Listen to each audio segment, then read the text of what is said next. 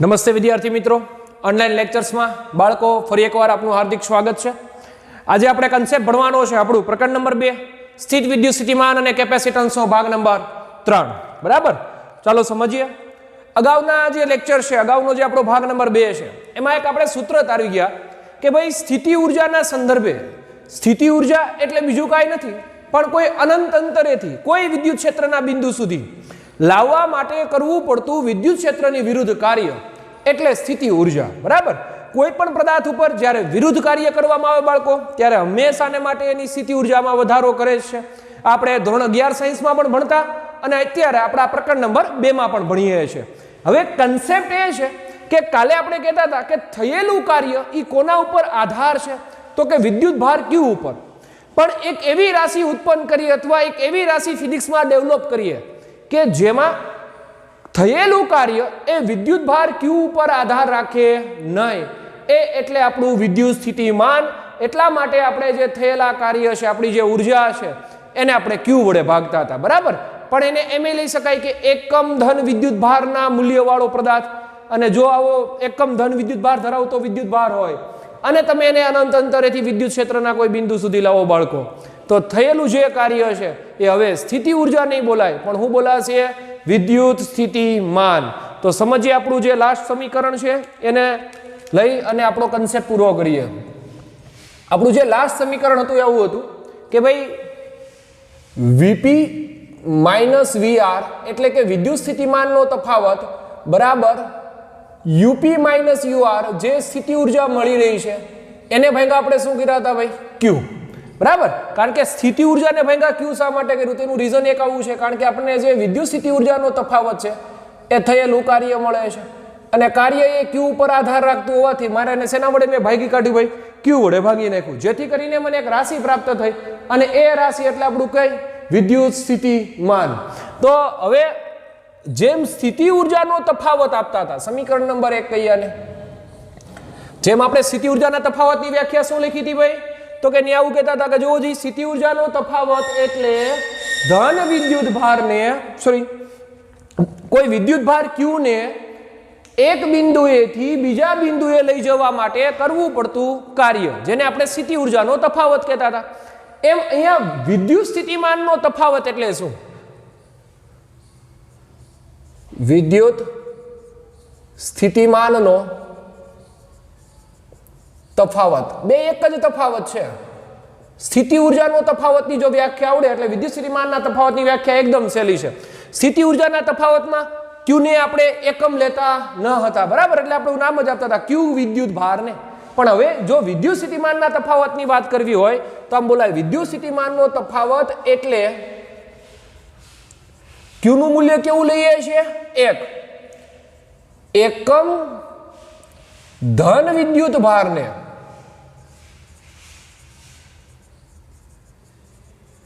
બરાબર. પેલા પણ શું બોલતા હતા? સ્થિતિ ઉર્જાના તફાવતમાં ખાલી વિદ્યુત ભાર. અહીંયા એકમ ધન વિદ્યુત ભારને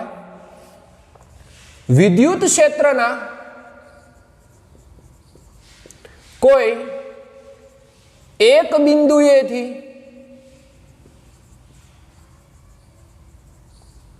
બીજા બિંદુ સુધી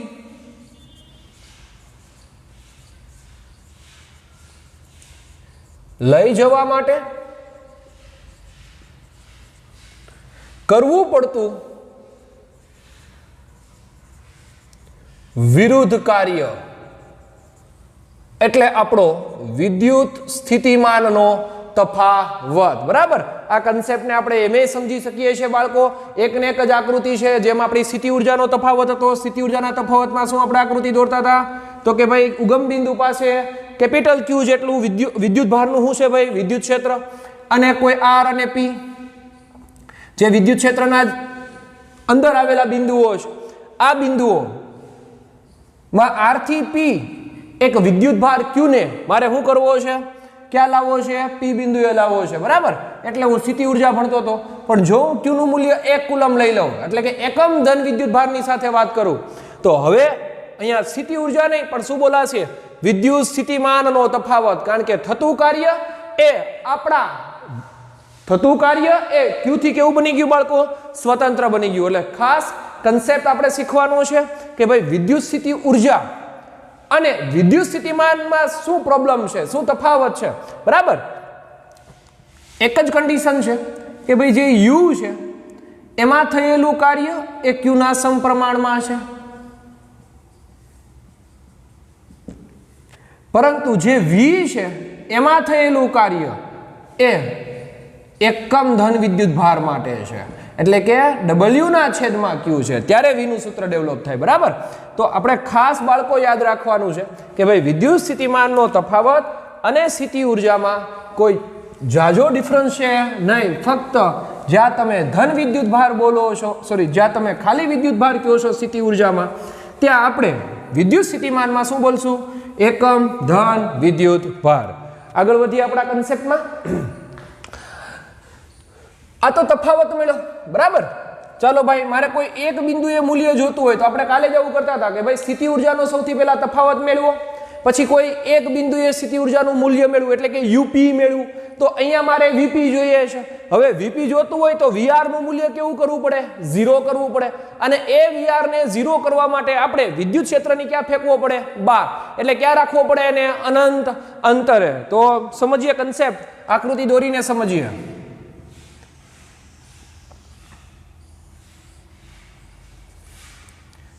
કેપિટલ ક્યુ નું વિદ્યુત ક્ષેત્ર ઉગમ બિંદુથી આર જેટલા અંતર આવેલા પી બિંદુ પાસે અનંત અંતરે રહેલો કોઈ વિદ્યુત ભાર ક્યુ ને જેનું બિંદુ આર નામ આપી દેવી, બરાબર. ક્યાં અંતરે પડેલો? અનંત અંતરે રહેલો વિદ્યુત ભાર ક્યુ જેનું નામ છે બિંદુનું આર. ત્યાંથી મારે ક્યાં લઈ આવવો છે? તો કે ભાઈ પી બિંદુ પાસે લઈ આવવો છે. તો પી બિંદુ પાસે હું મેળવવું છે મારે વિદ્યુત સ્થિતિમાન વીપી, બરાબર. જેમ આગળના ભાગમાં આપણે યુપી મેળવતા હતા એમ અહીંયા વીપી મેળવવું છે.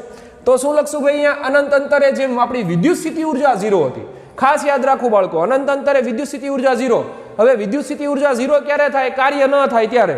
કાર્ય ક્યારે ન થાય? ક્યાં પડ્યો હોય? અનંત અંતરે. જો કાર્ય નહીં કરવામાં આવે તો ત્યાં વિદ્યુત સ્થિતિમાન પણ હશે નહીં, એટલે વિદ્યુત સ્થિતિમાનનું મૂલ્ય કેવું થઈ ગયું? 0. તો લખીએ અનંત અંતરેથી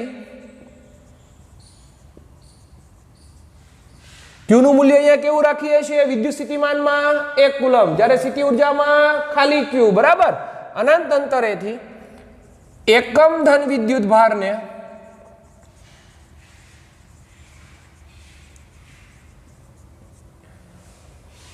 P બિંદુ અથવા તો વિદ્યુત ક્ષેત્રના કોઈ બિંદુ સુધી લાવવા માટે વિદ્યુત ભારને વિદ્યુત ક્ષેત્રના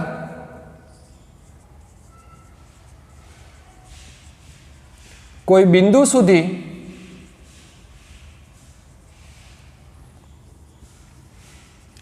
લાવવા માટે કરવું પડતું વિરુદ્ધ કાર્યને શું બોલાશે? તે બિંદુનું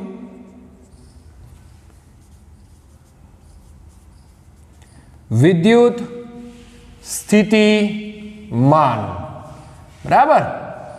અનંત અંતરેથી ક્યાં લાવવું છે? તો કે વિદ્યુત ક્ષેત્રના કોઈ બિંદુ સુધી લાવવા માટે કેવા વિદ્યુત ભારને? એકમ ધન વિદ્યુત ભારને લાવવા માટે કરવું પડતું કેવું કાર્ય? વિદ્યુત ક્ષેત્રની વિરુદ્ધ કાર્યને આ બિંદુ પાસેનું શું બોલાય? સ્થિતિમાન. તેથી સ્થિતિમાનનું સૂત્ર જો વીપી જોતું હોય તો આવું થશે. જોવો જી, વીપી ઇઝ ઇક્વલ ટુ અનંત અંતરે સ્થિતિ ઉર્જા કેવી ભાઈ? 0. એટલે ઓનલી ફોર આવું થશે UP upon Q is equal to W infinitive to P upon Q, બરાબર. આ મળ્યું મારું વિદ્યુત સ્થિતિમાનનું કન્ડિશન, બરાબર. આ થયું આપણું વિદ્યુત સ્થિતિમાન. જેમ સ્થિતિ ઉર્જાના જેવી લાક્ષણિકતાઓ છે એવી જ લાક્ષણિકતાઓ કોને ફોલોઅપ કરશે? વિદ્યુત સ્થિતિમાન. સ્થિતિ ઉર્જાની 2 લાક્ષણિકતા યાદ હોવી જોઈએ કે સ્થિતિ ઉર્જાનો તફાવત એના માર્ગ ઉપર આધાર રાખતો નથી, એના અંતિમ બિંદુઓ અને એના પ્રારંભિક બિંદુઓ ઉપર આધાર રાખે છે. નેક્સ્ટ, સ્થિતિ ઉર્જાનો તફાવત એ કાર્ય નામની રાશિ વ્યાખ્યાયિત કરે છે. એટલે અગત્યનો છે તફાવત, નહીં કે તેનું મૂલ્ય, બરાબર. ખાસ યાદ રાખીએ ને આપણે આ કન્સેપ્ટ કાલે પણ જોતા હતા કે ભાઈ કાર્ય ક્યારે થાય? જ્યારે હું જરૂરી હોય તો કે બંને પાસાઓ વચ્ચે તફાવત હોવો જોઈએ. તફાવત નહીં હશે તો કાર્ય થશે નહીં. તો અહીંયા એ જ કન્ડિશન સાથે સાંકળીએ છે કે જેમ સ્થિતિ ઉર્જાનું વિદ્યુત સ્થિતિ ઉર્જાનું, કારણ કે આખું કન્સેપ્ટ વિદ્યુત સાથે સંકળાયેલો છે, એટલે વિદ્યુત સ્થિતિ ઉર્જાનું મૂલ્ય નહીં પરંતુ તેમનો તફાવત અગત્યનો છે. એમ જ વિદ્યુત સ્થિતિમાનનો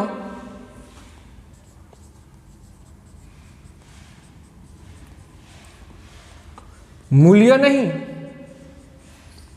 પરંતુ તેમનો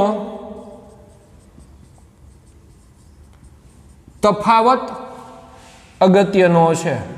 આ થયો આપણો કન્સેપ્ટ, બરાબર, જેને નામ આપીએ છીએ આપણે વિદ્યુત સ્થિતિમાન. જે લાક્ષણિકતાઓ વિદ્યુત સ્થિતિ ઉર્જા ફોલોઅપ કરે એવી જ લાક્ષણિકતાઓ વિદ્યુત સ્થિતિમાન ફોલોઅપ કરે. તો વિદ્યુત સ્થિતિમાનની પહેલી લાક્ષણિકતા હું લખશું આજ કે ના પ્રારંભિક બિંદુ અને એના અંતિમ બિંદુઓ ઉપર શું રાખે છે? આધાર રાખે છે, નહીં કે એના માર્ગ ઉપર. નેક્સ્ટ હું લખશું ભાઈ કે વિદ્યુત સ્થિતિ ઉર્જાનો તફાવત અગત્યનો છે, નહીં કે એનું મૂલ્ય. બરાબર, બેટરી તમે 500 વોલ્ટની લ્યો તોય ભલે, 800 વોલ્ટની લ્યો તોય ભલે, પણ એમાં હોવા જોઈએ ધન અને ઋણ પોઈન્ટ, કારણ કે બંને વચ્ચે તફાવત જરૂરી છે. જો તફાવત હશે તો જ કાર્ય થાય. બે ધન નહીં હોય અને બે ઋણ નહીં હોય. શા માટે બે ધન નહીં, શા માટે ભાઈ બે ઋણ નહીં? એનું રીઝન એક જ છે કે ત્યાંથી ઇલેક્ટ્રોન્સ મૂવ થશે નહીં. એકની વેલ્યુ પ્લસ હોવી જોઈએ, એકની વેલ્યુ માઇનસ હોવી જોઈએ, તો અને તો જ કાર્ય થાય. એટલે ખાસ કન્સેપ્ટ આપણે જે ભણ્યા છીએ બીજા ચેપ્ટરના, એમાં બંને એકબીજાને સંલગ્ન છે. યાદ રાખવા માટે એકદમ સહેલું છે, કારણ કે વિદ્યુત સ્થિતિ ઉર્જાનો જો કન્સેપ્ટ યાદ આપને આવડે તો સરળતાથી આપણે ખાલી ઓનલી ફોર છેદમાં ક્યુ રાખીને એકમ મૂલ્ય લઈને શું સમજી શકાય છે બાળકો? વિદ્યુત સ્થિતિમાન. બરાબર, હવે આગળ વધીએ આપણે વિદ્યુત સ્થિતિમાન સાથે. આપણે એક તંત્ર આપ્યું છે આપણી ટેક્સ્ટ બુકમાં, અને વિદ્યુત સ્થિતિમાનની ગણતરી કઈ રીતે કરવી એ સમજાવ્યું છે. ચાલો જોઈએ. +Q2 -Q1 +Q3 -Q4 આવા બધા વિદ્યુત ભારો નું એક તંત્ર બનેલું છે. હવે તંત્ર હશે વિદ્યુત ભારોનું, તો એની પાસે વિદ્યુત ક્ષેત્ર હોય જ કે ના હોય ભાઈ? હશે જ. બરાબર, હવે આ તંત્ર ની પાસેનું કોઈ બિંદુ P પાસે, એનું પાસેનું બિંદુ કોઈ P, આ P બિંદુ પાસે મારે કોઈ R બિંદુથી જેનું મૂલ્ય 1 છે, એટલે કે એકમ ધન વિદ્યુત ભારને R થી ક્યાં લાવવો છે? P બિંદુએ લાવવો છે. કોની હાજરીમાં? તંત્રની હાજરીમાં. હવે વિદ્યુત ભારોનું તંત્ર હોય તો આપણે બધાને ખબર છે, બરાબર, મિત્ર મિત્ર સર્કલ હોય તો કોઈ બીજો મિત્ર એમાં દાખલ થવો જોઈએ નહીં. તરત શું કરશે એનો બાળકો? વિરોધ જ કરે. 4ની ટુકડી છે, એમાં 5મો આવે એટલે એની વિરોધ થાય. અને એ વિરુદ્ધ જો તમે કાર્ય કરો તો ફરજિયાત તમે એને બેસાડી શકો. તો મૂળ મુદ્દો એ જ છે, વિરુદ્ધ કાર્ય કરવું છે, પરંતુ એક જ માર્ગ ઉપલબ્ધ નથી. માર્ગ ઘણા બધા ઉપલબ્ધો છે ભાઈ. આમે આવી શકો, આ રીતે આવવાનું છે, અને આ રીતે આવી શકો. હો ભાઈ, માર્ગ સાથે કાંઈ લેવા દેવા છે નહીં. આપણે તો એનું પ્રારંભિક અને હું યાદ હોવું જોઈએ અંતિમ સ્થાન. હવે સમગ્ર માર્ગ ઉપર એક સાથે કાર્ય નહીં કરીએ, કારણ કે આપણે ફિઝિક્સના અંદર જે કન્સેપ્ટ ક્લિયર કરીએ છીએ એમાં બાળકો એક વસ્તુ ખાસ યાદ રાખીએ છીએ કે સમગ્ર માર્ગ નહીં, પણ નાનો એવો હું વિચારીએ છીએ ખંડ. તો નાના એવા ખંડ વડે થતું કાર્ય મેળવી લઈએ. ચાલો જી ભાઈ, આનું મારે વિદ્યુત સ્થિતિમાન જોઈએ છે. આપેલા તંત્રમાં તંત્રના વિદ્યુત ક્ષેત્ર, આપેલા તંત્રનું શું ભાઈ? વિદ્યુત ક્ષેત્ર ની વિરુદ્ધ કોઈ એકમ ધન વિદ્યુત ભારને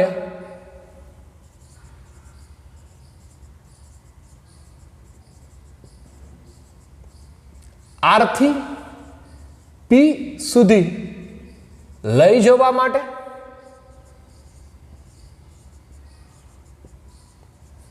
બરાબર, એકમ ધન વિદ્યુત ભારને ક્યાં લઈ જવો છે? R થી P. એટલે નાના એવા વિદ્યુત ભારને મારે લઈ જવો છે. તો આવું લખું ભાઈ, ડેલ્ટા ક્યુ જેટલો વિદ્યુત ભાર. બધાને નથી લઈ જવો, થોડો થોડો લઈ જવો. ડેલ્ટા ક્યુ જેટલો વિદ્યુત ભાર યાદ હોવું જોઈએ. સરસ મજાનું પિક્ચર છે પ્લેયર. આ પ્લેયરમાં જ્યારે અભિષેક બચ્ચન ઓલા સોનાની ચોરી કરે છે બરાબર ટ્રેનમાંથી, ત્યારે શું થાય છે તો કે એક એક જે ઓલી ડીશ છે એ મોકલી રહ્યો છે કે આખી તેજુરી ઉપાડે. ના હું નહીં થઈ ને, કારણ કે જે એને લઈ જવું છે બધું જ, પણ આખી કન્ડિશન ઉપાડતો નથી બરાબર, આખી તેજુરી લઈને નથી નીકળતો. પણ શું કરશે, થોડું પાસ કરશે. આપણે પણ એ જ કરીએ છીએ. જુઓ કે જ્યારે સાથે બપોરે જમવા બેસીએ અને કોઈ વસ્તુ હોય બરાબર જમવાની, તો એ વસ્તુને આપણે થોડી લઈ અને બધાને પીરસીએ છીએ કે એક થાળીમાં બધું મૂકી દઈએ છીએ. આવું તો કરતા નથી. એનું રીઝન કે નાના એવા ભાગ ઉપર આપણે શું કરવું છે ભાઈ, કાર્ય કરવું છે. એટલા માટે સમગ્ર ક્યુ ને બદલે હું શું નામ લખું, ડેલ્ટા ક્યુ. તેથી લઈ જવા માટે ડેલ્ટા ક્યુ પર થતું કાર્ય, હવે નાના એવા વિદ્યુત ભાર સમગ્ર ઉપર ક્યુ જેટલો વિદ્યુત ભાર હોય અને ક્યુ વિદ્યુત ભારને હું આર થી પી પર લઈ જાઉં તો જે કાર્ય થાય નામ આપું ડબલ્યુ, કારણ કે આખાનું ડબલ્યુ હોય તો નાના એવા ભાગનું કેટલું હશે, થતું કાર્ય ડેલ્ટા ડબલ્યુ થશે.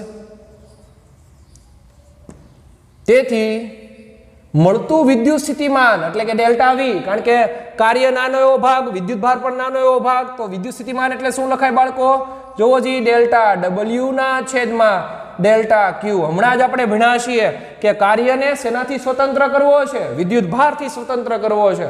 અને જો વિદ્યુત ભારથી સ્વતંત્ર કરવો હોય તો એને ક્યુ વડે, એકમ મૂલ્ય વડે શું કરવો પડશે, એને ભાગવો પડશે. તો આ મળી ગયું આપણું વિદ્યુત સ્થિતિમાનનું સમીકરણ. આ તો નાના એવા ભાગનું થયું. જો સમગ્ર માટે જોતું હોય, સમગ્ર પથ પર વિદ્યુત સ્થિતિમાન,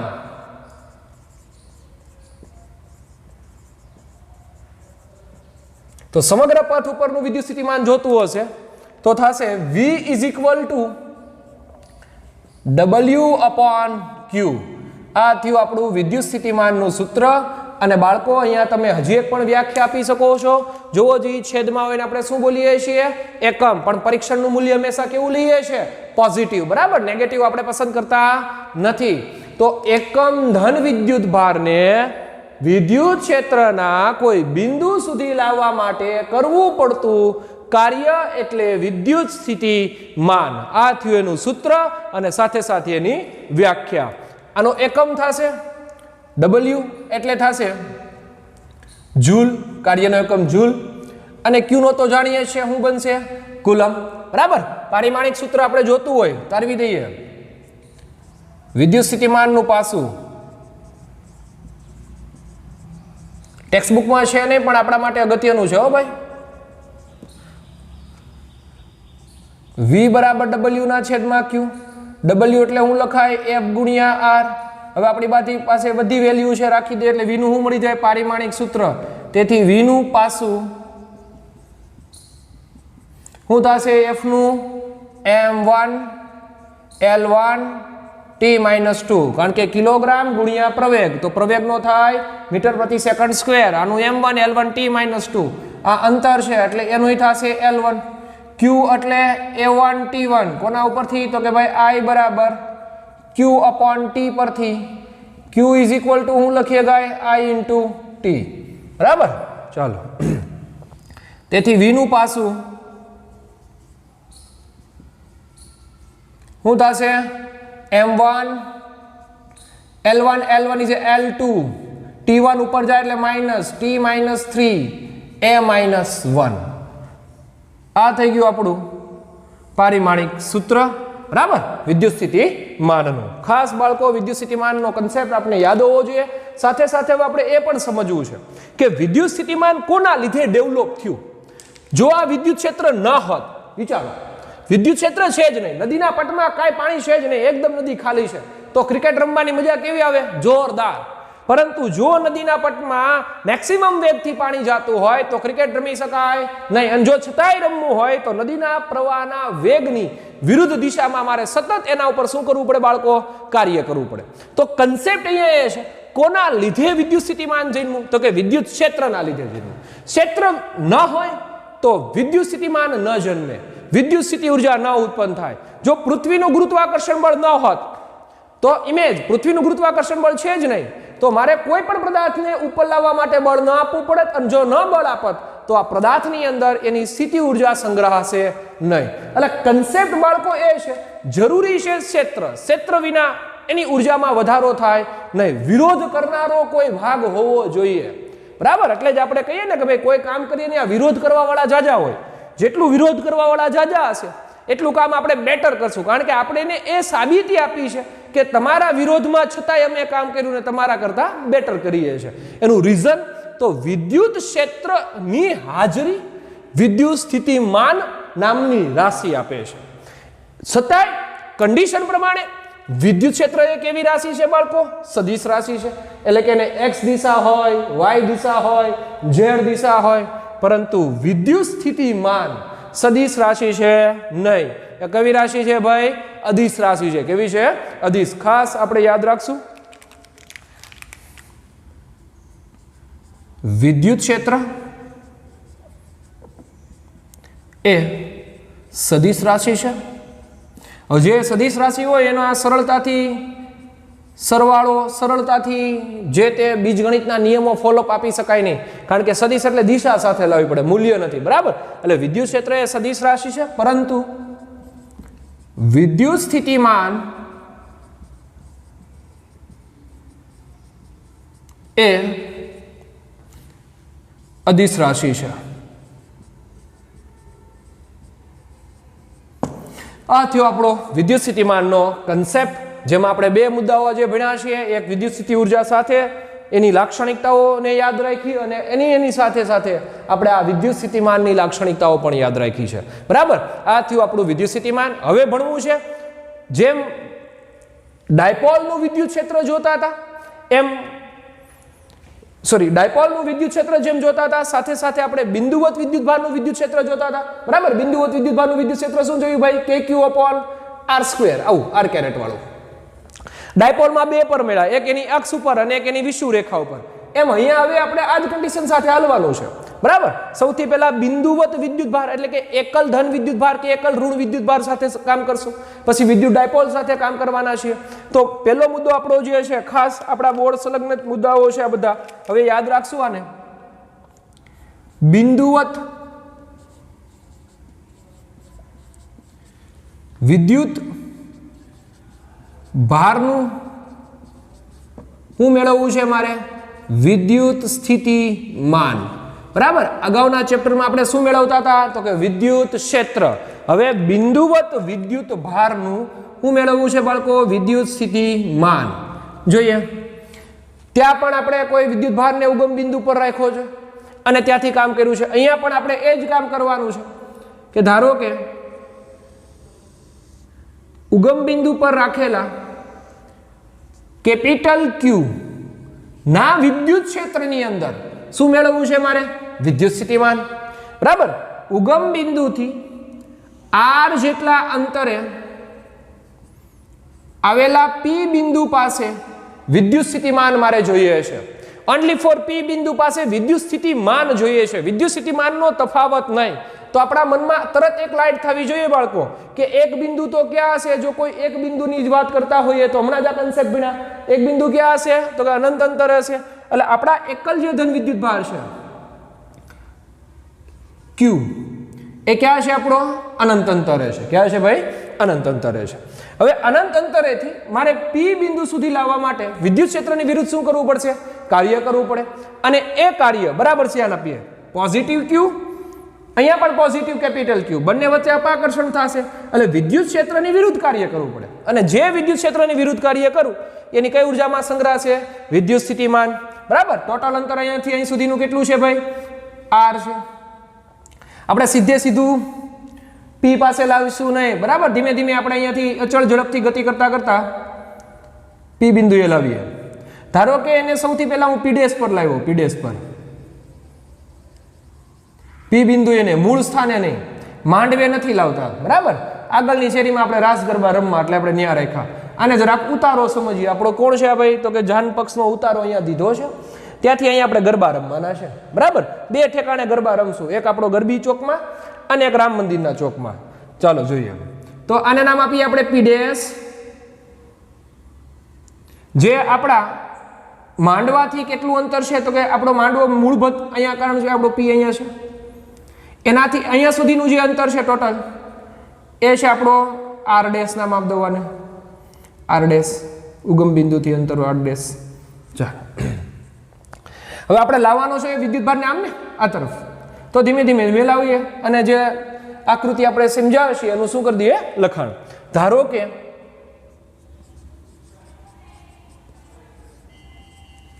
ઉગમ બિંદુ પર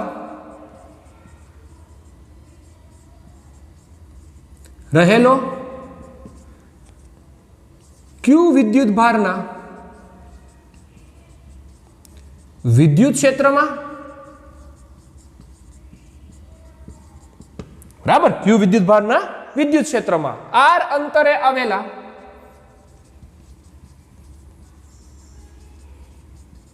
બિંદુ પી પાસે શું મેળવવું છે મારે? વિદ્યુત સ્થિતિમાન. બિંદુ પી પાસે વિદ્યુત સ્થિતિમાન મેળવવા માટે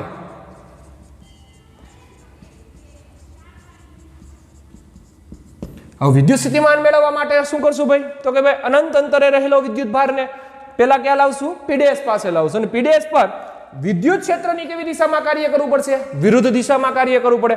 તો અહીંયા લાગતું સૌથી પહેલા તો બળ મેળવવું પડે, કારણ કે કાર્ય એટલે બળ ગુણ્યા સ્થાનાંતર. પછી સ્થાનાંતરની વાત કરીએ તો સૌથી પહેલા આપણે આટલા ભાગમાં શું મેળવીએ ભાઈ? ક્યાંથી? તો કે ઉગમ બિંદુથી આર ડેશ અંતરે જ્યારે વિદ્યુત ભાર ક્યુ આવે ત્યારે આ કેપિટલ ક્યુ અને સ્મોલ ક્યુ વચ્ચે લાગતું હું મેળવશું? બળ. કોના નિયમ પરથી જ મળે? આર જેટલું અંતર હોય બે વિદ્યુત ભાર હોય, કુલમના નિયમ પરથી. સમજીએ કન્સેપ્ટ. સૌથી પહેલું સ્ટેપ શું કરશું? તો કે બળ મેળવવું, કારણ કે કાર્ય એટલે બળ ગુણ્યા સ્થાનાંતર. બળ ના હોય તો કાર્ય કરી શકાય નહીં, એટલે લગાડવું પડે બાહ્ય બળ. અનંત અંતરેથી કોને? તો કે ભાઈ ક્યુ ને. પણ કેવો છે? એકમ વેલ્યુ વાળો છો. એકમ આમ રાખીએ, ચાલો. અનંત અંતરેથી એકમ ધન વિદ્યુત ભાર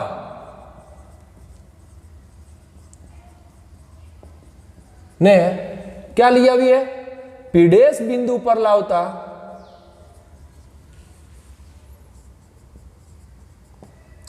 તેના પર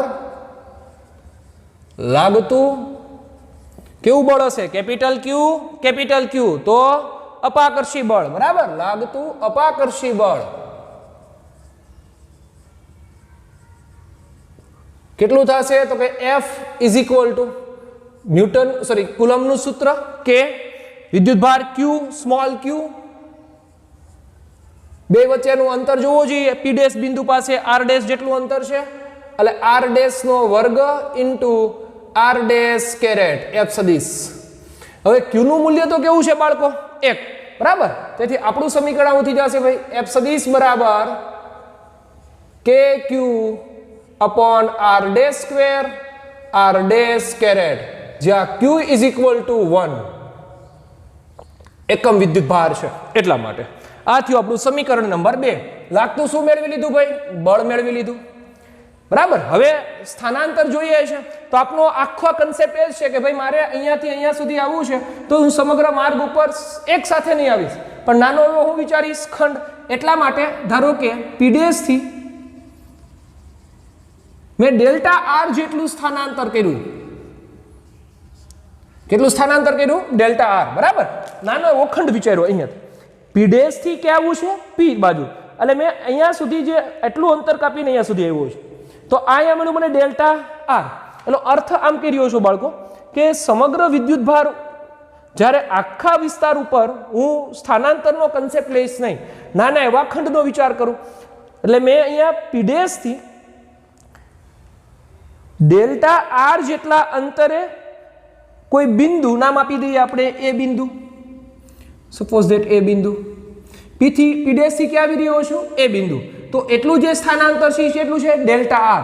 લાગતું બળ મને ખબર છે કેટલું છે? તો કે એફ સદિશ બરાબર કે Q R dash square into R dash caret. તો અહીંયા હવે કન્સેપ્ટ આપણે સમજીએ બંને. ચાલો જી. તો પેલા તો સ્થાનાંતરનો તફાવત મેળવવો પડે. જોઈએ જી, ધ્યાન આપજો ભાઈ. આખું આર ડેશ હોય, આટલું ડેલ્ટા આર હોય, તો આટલું કેટલું રહેશે ભાઈ? તો કે ભાઈ R dash minus delta R જેટલું રહે, બરાબર. શું કહી રહ્યો છો? આવું છે હો. ઉગમ બિંદુ ઓ થી આ પી ડેશ એનું અંતર કેટલું? R dash. આટલું કેટલું છે તો કે કેટલા આવેલા ડેલ્ટા આર જેટલું. હવે આ અંતર મારે જોઈએ તો આ કેટલું હોય R dash minus delta R dash થશે ને. ઓ થી પી સુધીનું અંતર કેટલું હતું આર ડેશ, આટલું અંતર ડેલ્ટા આર, તો આ કેટલું હશે R dash minus delta R.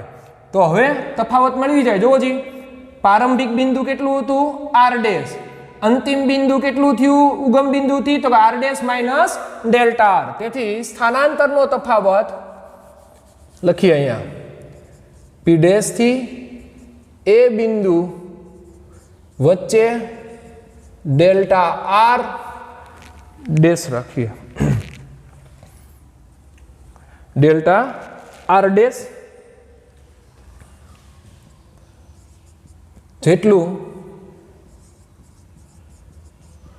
ક્યુ ને સ્થાનાંતર કરાવતા સ્થાનાંતર કરવા માટે કરવું પડતું કાર્ય. જોઈએ કન્સેપ્ટ. હવે નાના એવા ભાગમાં કાર્ય કેટલું થશે ડેલ્ટા આર ડેશ આટલા જ ભાગમાં જોઈએ છે મારે તો ડેલ્ટા આર ડેશ આખાનો આર હોય તો નાનો ડેલ્ટા આર ડેશ તો કરવું પડતું કાર્ય કેટલું આવે ડેલ્ટા ડબલ્યુ. હવે કાર્ય એટલે તો કે એફ ગુણ્યા લાગતું બળ ગુણ્યા ખંડ. હવે સ્થાનાંતર કેટલું છે સ્થાનાંતર મારે ગણવું છે. જોવો જી ક્યાં હતો ધ્યાન આપીએ ભાઈ જરાક. ઉગમ બિંદુઓ બિંદુ પી અહીંયા સુધીનું અંતર કેટલું હતું આર, શરૂઆતમાં અહીંયા હતું એટલે એનો આ પ્રારંભિક સ્થાન થયું. પ્રારંભિક સ્થાનથી ગતિ કરતો કરતો કરતો એ બિંદુ પાસે આવ્યો અને કેટલું અંતર કાપ્યું એણે ડેલ્ટા આર. તો હવે આ અંતિમ બિંદુ થયું બરાબર. આ એનું કયું બિંદુ હતું પ્રારંભિક બિંદુ હતું. તો જોવો જી બાળકો એફ સદિશ ટોટલ અંતર અહીંયા આર હતું, અહીંયા કેટલું થયું કે આર માઇનસ ડેલ્ટા આર બરાબર. આ અંતર હવે મારું થયું ફિક્સ. આ મારું પ્રારંભિક અંતર, આ મારું અંતિમ અંતર. તો શું થાય આર માઇનસ ડેલ્ટા આર. અંતિમમાંથી પ્રારંભિક બાદ પ્રારંભિક કેટલું હતું આર, અંતિમ આર માઇનસ ડેલ્ટા આર. તો આર આર કેન્સલ, જવાબ બીજો માઇનસ ડેલ્ટા આર. એટલે આપણો જે જવાબ આવશે ડેલ્ટા આર પણ કેવી નિશાની સાથે માઇનસ. એટલે આપણી ટેક્સ્ટબુકમાં પણ આવું લખ્યું છે કે થયેલું કાર્ય ધન છે પરંતુ અહીં ઋણ નિશાની એ શું દર્શાવી રહી છે ઋણ નિશાની બરાબર. માઇનસ ડેલ્ટા આર શું દર્શાવી રહી છે ઋણ નિશાની તો કે એ delta R is less than 0. એનો મતલબ ડેલ્ટા આર નું મૂલ્ય સ્થાનાંતર ઋણ છે પરંતુ ડેલ્ટા ડબલ્યુ ઋણ છે નહીં. એટલે માઇનસ નિશાની આ ડેલ્ટા આર ની છે હો ભાઈ. તેથી ડેલ્ટા ડબલ્યુ એમ જ એફ ની વેલ્યુ છે આપણી પાસે minus K Q R dash square R dash caret into delta R. હવે આ તો એકમ સદિશ છે. એકમ સદિશની વેલ્યુ કેટલી હોય 1. કોઈ જાતનો ફેરફાર થશે નહીં એટલે આવું લખીએ કઈ. જોવો જી ભાઈ આર ડેશ કેરેટ એક એકમ જેટલું કારણ કે તો એકમ સદિશ છે બરાબર. તો આપણું સમીકરણ શું મેળવ્યું ડેલ્ટા ડબલ્યુ બરાબર minus K Q R dash square into delta R. આ થયું આપણું નાના એવા ભાગમાં કરેલું સ્થાનાંતર. હવે આપણે કન્સેપ્ટ ભણવો છે સમગ્ર પથ ઉપર.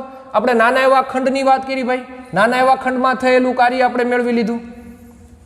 હવે જો સમગ્ર પથ ઉપર જોતો હોય સમગ્ર પથ એટલે કેટલું હતું કે ઇન્ફિનિટી થી ક્યાં આવી રહ્યા છીએ પી બિંદુએ ત્યાં સુધીની લિમિટ એટલે આર. તો શરૂઆત ક્યાંથી થશે ઇન્ફિનિટી થી ક્યાં આવી રહ્યા છીએ આર બિંદુએ બરાબર. સમગ્ર પથ પર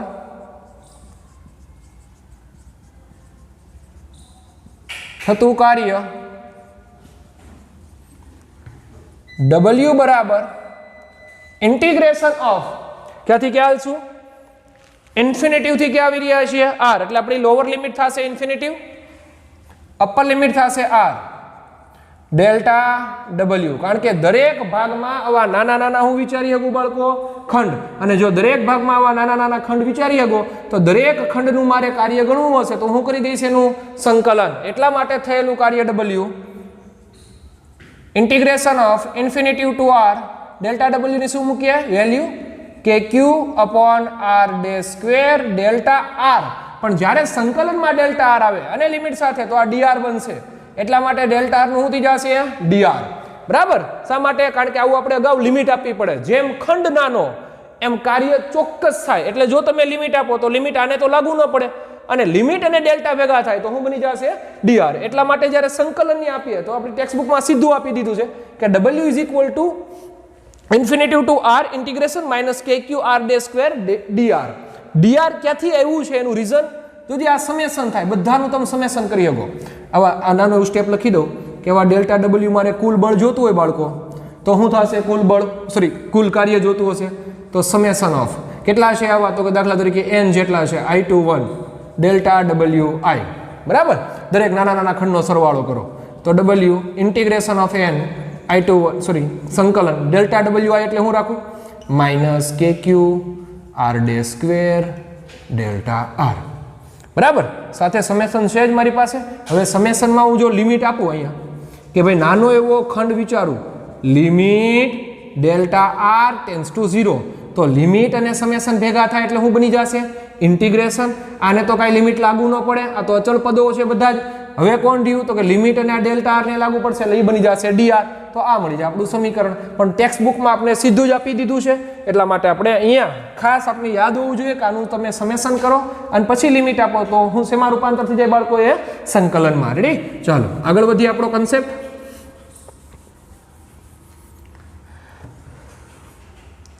હું કોમન ભાળો છો minus kq r dash kq common આવશે એટલે બહાર ફેંકીએ ને, માઇનસ kq ઇન્ટિગ્રેશનમાં આવું લીધું 1/r dash square r two infinity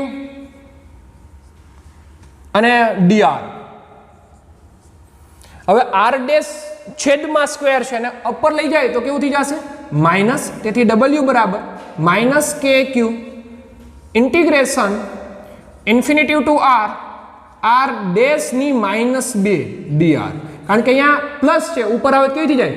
minus. હવે આપણે યાદ હોવું જોઈએ સંકલનનું સૂત્ર, બરાબર? તો જ આ શક્ય છે ભાઈ. x રેસ ટુ n નું તમે સંકલન લેવા જાઓ dx તો શું થાય? xn પ્લસ 1 છેદમાં n પ્લસ 1. તો એ જ રીતે આપણે આનું કરવું છે તો આનું થશે w is equal to minus kq integration infinity to r ની -2 છે તો શું થશે? તો કે -2 પ્લસ 1 છેદમાં -2 પ્લસ 1 એટલે ઉપર આવશે r -1 છેદમાં -2 પ્લસ 1 એટલે -1. આવું બધું ઇન્ટિગ્રેશન દૂર થાય કારણ કે ઇન્ટિગ્રેશન તો આપણે કરી દીધું. કઈ લિમિટ રહેશે? અપર અને લોઅર લિમિટ, બરાબર? માઇનસ માઇનસ કેવું થઈ જશે બાળકો? પ્લસ. ચાલો તેથી w બરાબર kq પ્લસ મેળવ્યું, r -1 છે તો આમ લખીએ કઈ 1/r. કઈ લિમિટ રહેશે? r અને ઇન્ફિનિટી, બરાબર? ચાલો હવે અપર લિમિટ અને લોઅર લિમિટ રાખીએ. તેથી w બરાબર kq r ડેશ હશે ને, r ડેશ. r ડેશ ની જગ્યાએ શું રાખશું ભાઈ? r r ડેશ હો, કારણ કે અહીંયા r ડેશ એટલા માટે. r ડેશ ની જગ્યાએ શું રાખશું ભાઈ? અપર લિમિટ માઇનસ ની નિશાની, કઈ લિમિટ રખાય? Lower limit infinity. કોઈના છેદમાં ઇન્ફિનિટી એટલે એ ટર્મ તો 0 થઈ. વધુ મારી પાસે w બરાબર kq અપોન r, અને આ થયેલું કાર્ય એ બિંદુ p પાસે શું લઈને આવે છે? વિદ્યુત સ્થિતિમાન. એટલે w ની જગ્યાએ હું રાખી શકીશું? v. તેથી v kq અપોન r. આ મળી ગયું મારું મૂળભૂત સમીકરણ. સ્મોલ q નહીં આવે ને અહીંયા, કારણ કે સ્મોલ q ની વેલ્યુ તો બાળકો કેવી રાખી છે આપણે? 1 કુલમ. આ બધી કેવો આવશે ભાઈ? Capital q. એનું રીઝન અહીંયાથી આપણે અહીંયા, કારણ કે f નું મૂલ્ય શું છે ભાઈ? q સાથે સંલગ્ન છે. q is equal two 1 coulomb છે તો q ની જગ્યાએ આપણે શું રાખવાના છીએ ભાઈ? Capital q. એટલે જ્યાં વેલ્યુ આપણે q સ્મોલ q છે ત્યાં બધી જ આપણો કયો વિદ્યુત ભાર આવશે? Capital q. કારણ કે સ્મોલ q ની મૂલ્ય તો આપણે કેવું રાખ્યું છે? 1 એકમ q. આ આપણું સમીકરણ v બરાબર kq અપોન r. આ થયું આપણું ખાસ બાળકો યાદ રાખશું વિદ્યુત સ્થિતિમાનનું સૂત્ર v બરાબર kq અપોન r. અને આના ઉપરથી આપણો જે નેક્સ્ટ કન્સેપ્ટ છે એ આપણે હવે પછીના લેક્ચર્સમાં ભણશું. એક આપણાથી મિસ્ટેક એ થઈ છે કે જ્યારે અહીંયા બળનું સૂત્ર વાપરતા હતા ત્યારે q is equal two 1 coulomb already લીધું હતું. એટલે આપણે મેક્સિમમ જે તાર્યું ગયા એ સ્મોલ q ના સંદર્ભે નથી પણ કેપિટલ q ના સંદર્ભે છે. એટલે જ્યારે તમે થિયરી લેક્ચર જોવો છો ત્યારે ખાસ અહીંયા કેપિટલ q સાથે હાલશું, બરાબર? તો આ થયું બાળકો આપણું વિદ્યુત સ્થિતિમાન. હજી આમાંથી ઘણા બધાને ક્વેશ્ચન અહીંયા થતો હશે કે ડેલ્ટા આર ડેશ કેમ આવેલું, તો તમે ઘણા બધા થિયોરિકલ લેક્ચર્સ ઓનલાઈન જોશો, અહીંયા ડીઆર લીધું છે, પણ આપણે આપણી ટેક્સ્ટબુકને ફોલો કરી છે, એટલા માટે મેં અહીંયા ડેલ્ટા આર્સનો સંદર્ભ પકડ્યો છે. સૌથી પહેલા શું કર્યું છે આપણે, તો કે ઇન્ફિનિટિવથી કે આવવું છે પી, પણ એમ અવાય નહીં, કારણ કે આખો માર્ગ સતત અલાય નહીં. નાનો એવો હું વિચારીએ, ખંડ વિચારીએ, તો ખંડનું થતું હું મેળવું મેં કાર્ય delta W is equal to minus F સદિશ ડોટ ડેલ્ટા આર. આ ડેલ્ટા આર માઇનસ કઈ રીતે આવ્યો, તો હમણાં જ આપણે જોયું કે આર આ અંતર કેટલું હશે, R dash minus delta R, એટલે અંતિમ થયું. અંતિમમાંથી પ્રારંભિક શું કરી દીધું, 12, એટલે માઇનસ આર ડેશ 12. તો પ્લસ અને minus R dash cancel, is only four minus delta R dash, એની વેલ્યુ રાખી અને એના પરથી આ સરસ મજાનું નાના એવા ખંડનું ઉમેર્યું બાળકો કાર્ય. અને પછી તો આપણી પાસે છે ભાઈ ઇન્ટિગ્રેશનના રૂલ્સ અને નિયમો. તો આ થયું આપણું આજનું કામ. હવે પછીનો જે લેક્ચર્સ આવશે એમાંનો એક ગ્રાફ બાકી છે એ, અને વિદ્યુત ડાયપોલનું શું મેળવશું, વિદ્યુત સ્થિતિમાન. બરાબર છે? અસ્તુ.